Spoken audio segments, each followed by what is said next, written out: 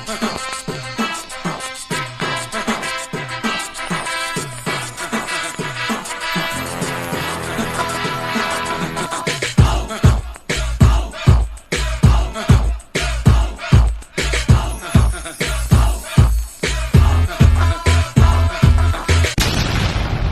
you not entertained?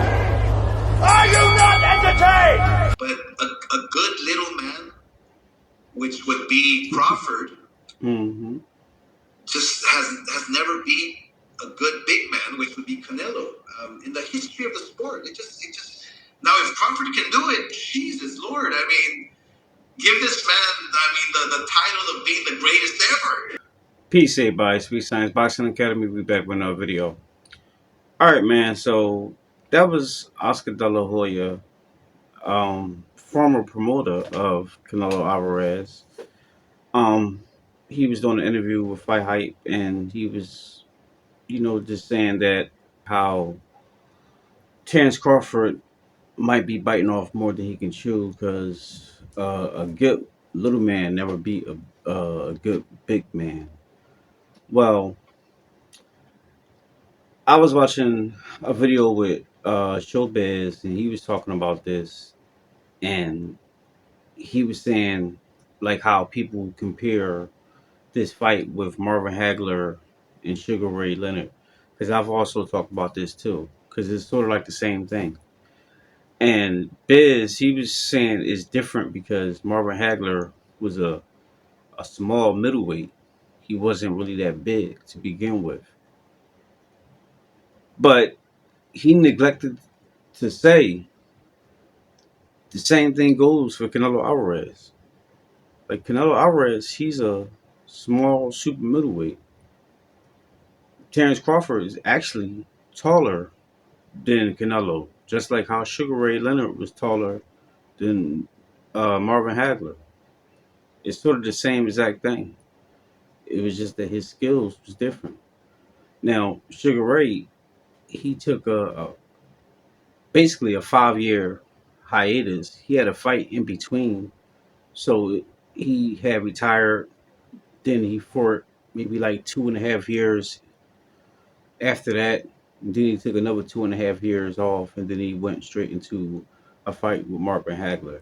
And that in between fight was still at 147. And back then there was no 54 division. That came later. So he went straight from 47 to 60 to fight Marvin Hagler. So it's sort of the same thing. Now the only difference is that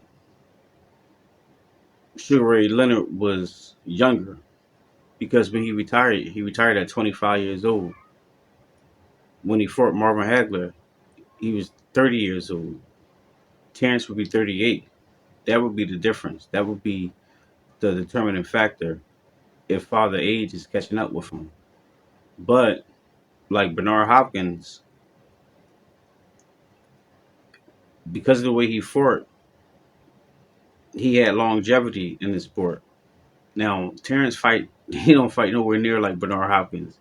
And actually, if he get hit, he like to get his get back, which I just touched on in the previous video when we was talking about when he was dropped by a main machine. They didn't call it, but the simple fact that he was like trying to trade blow for blow with main machine was the reason why he got dropped. And if you do that with Canelo, he's gonna get dropped. He's gonna get knocked out. But he can do it if he plays smart. He just gotta play smart. He gotta box smart, and I said this before. Take the Victor Postal fight. That was a boring fight, to the general public. I like the fight, but to the general public, it would be considered a boring fight. He just boxed Victor the whole time. He fought him in spurts, kind of like how what Sugar Ray Leonard did with Marvin Hagler, just flurried on him in spurts. Go that route. I would say, can't say do the when he fought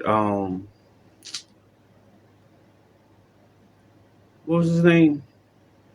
Jeff Horn. I was about to say Jeff Hunt. Jeff Horn, because that, but Canelo don't fight like Jeff Horn, so you can't do that. So I would say like Victor Postal, Jose Benavidez. If he kind of like fight in spurts like those, mix it up a little bit, then he can bite. He can beat Canelo in a boring 12 round decision. So we'll just have to wait and see.